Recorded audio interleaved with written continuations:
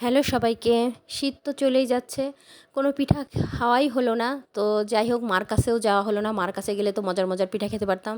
যাই হোক, যাওয়া হলো না। শীতও প্রায় শেষ হয়ে যাচ্ছে, কী আর করব। তো আমি এখানে গুড় দিয়ে নারকেল হলো একটু জাল দিয়ে খামি করে নিয়েছি।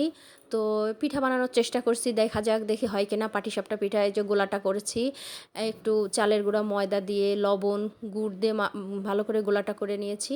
তো প্রথমে এই যে ব্যাটারটা দিলাম, দিয়ে কিছু নারকেল ওর পর দিয়ে তারপরে ভাজ ভাজ করে পাটিসাপটা পিঠা বানালাম। তা বেশ কয়েকটা পিঠা হয়েছিল। প্রথম দু একটা হয়েছিল না, যাই হোক পরে যে হয়েছিল। তো বেশি একটা ভালো পারি না, যাই হোক মার মতো তো হয়ই না, মার মতো তো অত অভিজ্ঞও না। তো যা পারি যেরকম পারি খাওয়া গিয়েছিল। যাই হোক আমরা তিনজনে মোটামুটি বেশ কয়েকটা পিঠা হয়েছিল, তাই খেয়েছিলাম। কী আর করা যাবে, যা পারি তাই খাই। আর কি করব, মার কাছে তো যেতে পারতেছি না, কারণ দূরে থাকি। যেহেতু কাছে থাকলে তো চলে যাওয়া যেত, যেহেতু দূরে আছি। তো এই আর কি, বেশ কয়েকটা এই যে আমার পিঠা হয়েছিল, অল্প কয়েকটাই পিঠা, কারণ নারকেল এর কোড়া একটা নারকেল, তো একটা নারকেলও বেশি কয়টা আর হবে। তা যাই হোক, পিঠা বানানোর পরে আর গ্যাসের অবস্থা তো খুবই খারাপ। তো আমি একটু পুঁটি মাছ, কাঁচা টমেটো আর আলু দিয়ে রান্না করে নেব। তো এই যে আমি পুঁটি মাছ ভেজে নিয়েছি, কাঁচা টমেটোও কেটে নিয়েছি।